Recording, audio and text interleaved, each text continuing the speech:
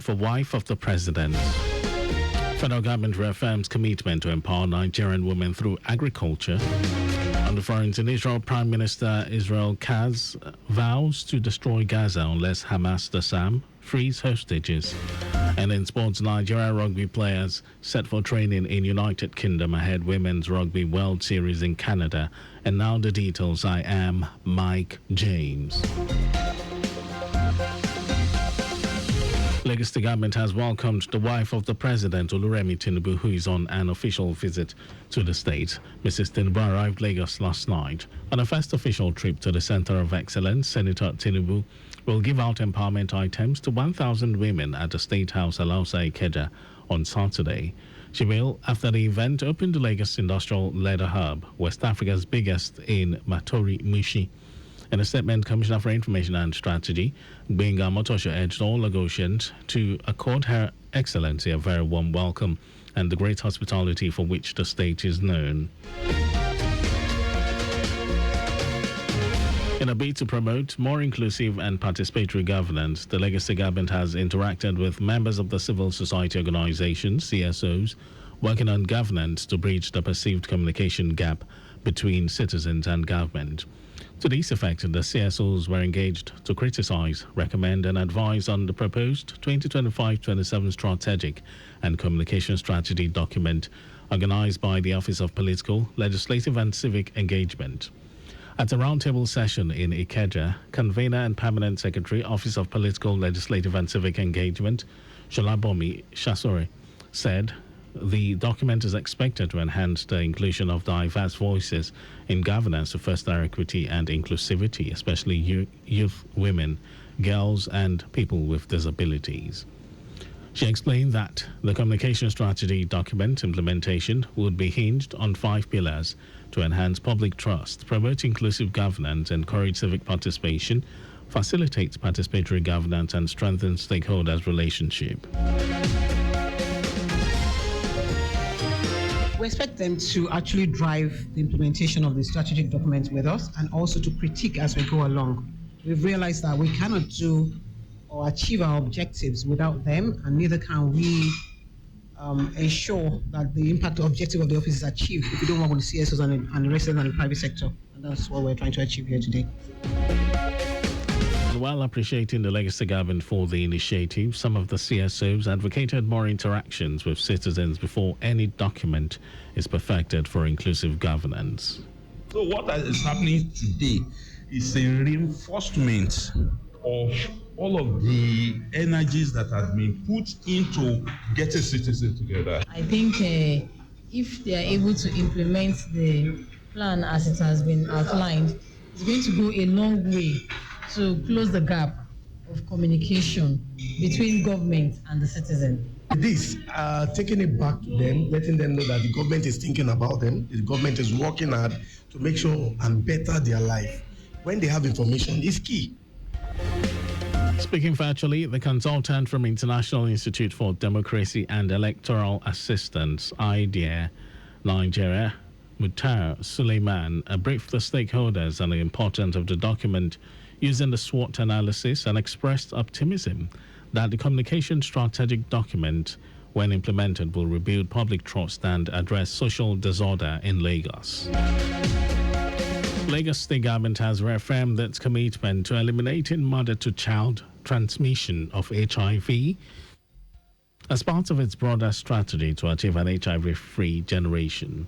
Speaking at a 2-day sensitization program organized for traditional birth attendants, TBAs, Chief Executive Officer, Lagos State AIDS Control Agency, Folakemi Animashao, underscored the pivotal role of TBAs in protecting the health of mothers and newborns across the state. Animashao noted that TBAs, being trusted community health providers, must adopt safe practices and promote awareness on the prevention of mother-to-child transmission of HIV. She advised the participants to take the training seriously and apply the lessons in their daily practice. And over to the rest of the stories. The federal government has reaffirmed its commitment to empowering Nigerian women through agriculture with the unveiling of the Women's Agro-Value Expansion Program by the Minister of Women Affairs, Iman Suleiman Ibrahim. The minister announced the initiative during the Renewed Hope Government Enterprise and Empowerment Program Roundtable meeting in Abuja.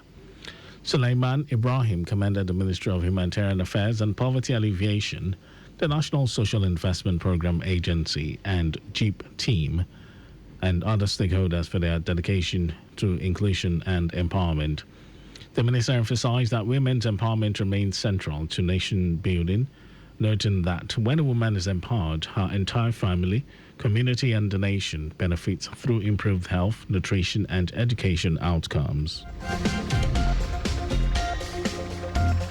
The Nigeria Governors Forum (NGF) and the Nigerian Communications Commission (NCC) have agreed to collaborate on ways to enhance broadband connectivity and safeguard critical national information infrastructure (CNII) across the 36 states.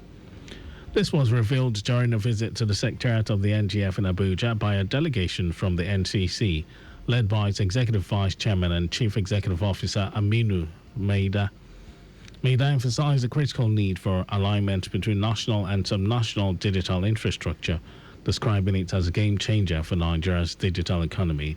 He urged states to waive or reduce these fees to facilitate fiber optic deployment, saying the right of way is a critical element in opening up the digital economy.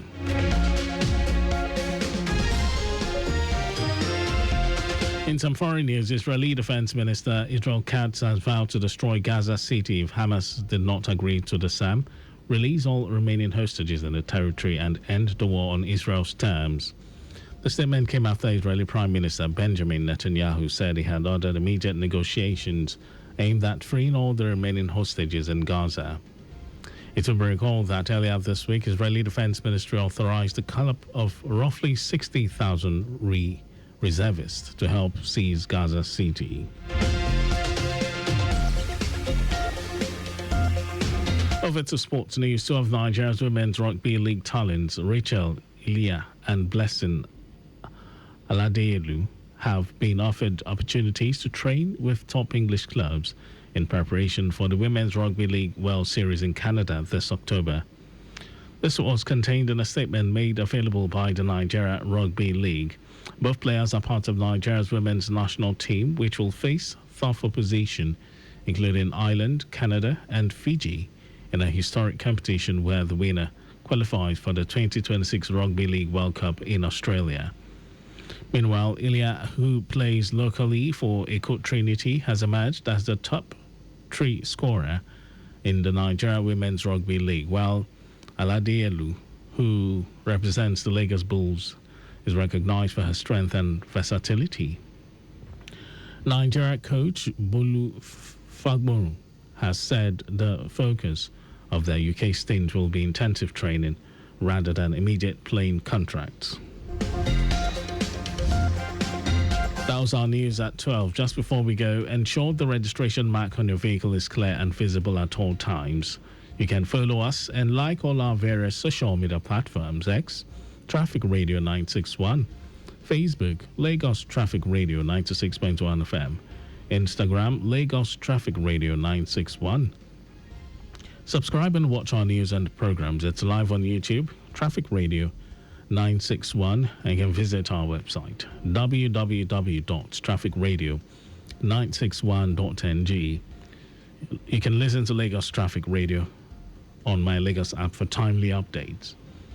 Did you know that the Sanwo-Olu administration organized a mentorship seminar for over 1,000 youths on the theme Agripreneur, Strategy for Wealth Creation? Well, you can get more details on the Legacy Government website. To end the news, here are the highlights of the major stories. The Legacy Government has welcomed the wife of the President, Oluremi Tinubu, who is on an official visit to the state. The federal government has reaffirmed its commitment to empowering Nigerian women through agriculture with the unveiling of the Women's Agro-Value Expansion Program by the Minister of Women Affairs, Iman Suleiman Ibrahim.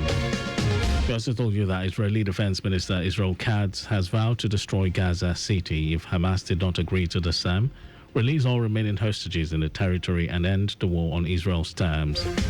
In sports, two of Nigeria's Women's Rugby League talents, Rachel Ilia and Blessing Aladeyelu have been offered opportunities to train with top English clubs in preparation for the Women's Rugby League World Series in Canada this October. And for contact with the newsroom, send a message to info@trafficradio961.ng. That ends the news broadcast compiled by Adesua Joyoka. Thank you, Lagos. My name is Mike James. Beautiful afternoon to you. Oluwa bless me today, 'cause I know no